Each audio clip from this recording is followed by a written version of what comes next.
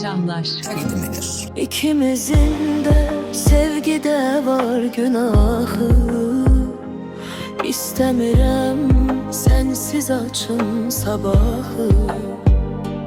Neyləmişəm seni sevməkdən başqa?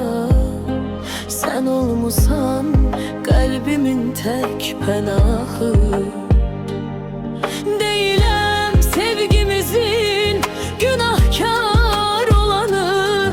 Sen idin ayrılığa sebepkar olanı. Qal həsrədim sənə romanı, qəzəli ya da gözbəb kədəm, budur ən gözəli.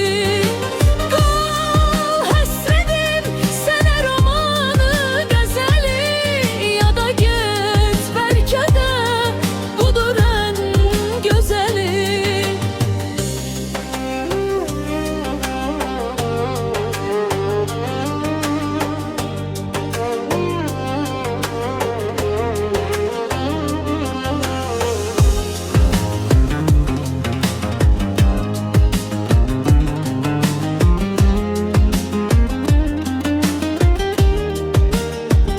Sensiz həyat gəlir mənə çox acı.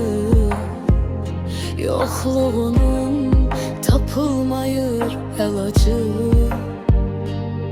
Həsrətin o qədər sıxır qəlbimi.